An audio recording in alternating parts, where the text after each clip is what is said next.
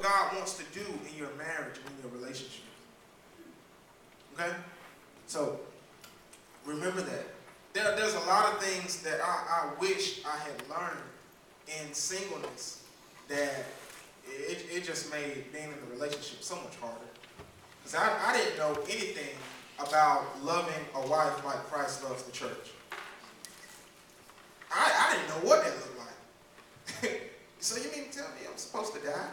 You know, how does that help if I die? She a widow. You know, like it just didn't love my wife like Christ loved the church. And then I started to learn like dying to myself. It's not about dying. It's about sacrificing my desires for her desires. It's about putting my will behind me so that I can fulfill her will. It's about me not considering myself first before I consider her. Things, simple stuff like that you all know, that you all are perfect in, but things that I just didn't know.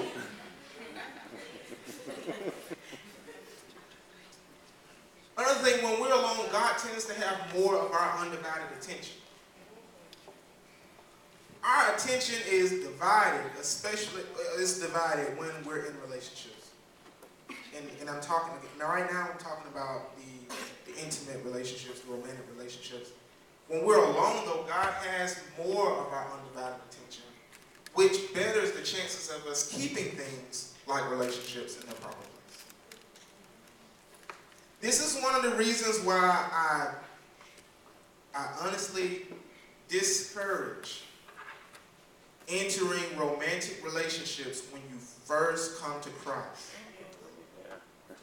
If you've just given your life to Christ, or you recognize that God is doing something new, like there's a fresh season right now in your relationship with the Lord, that God is really trying to do something in your life, I do not encourage you to enter into a romantic relationship during that time.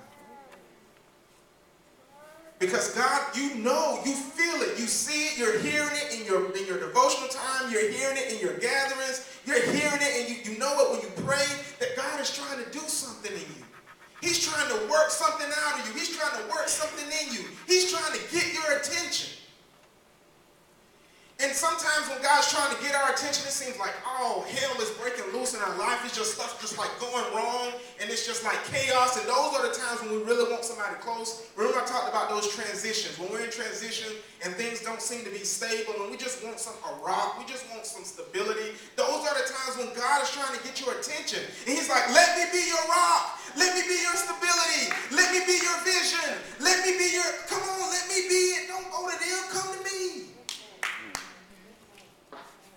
And what happens is we go to God and we're there, but then there's this allure, there's this attraction out the corner of our eye. It's like, God, I can take you over here with me to them. And you look cross-eyed because one eye's over here and one eye over there. And what God really desires is a single-hearted devotion. A single-hearted devotion. So if that's you, please hear me out. If God, you know God is doing something fresh, you know there's something new, or you've just given your life to Christ, I would say in the last year. You just gave your life to Christ, fully committed to the Lord in the past year. I would encourage you to really allow this season in your life to grow in greater intimacy with God.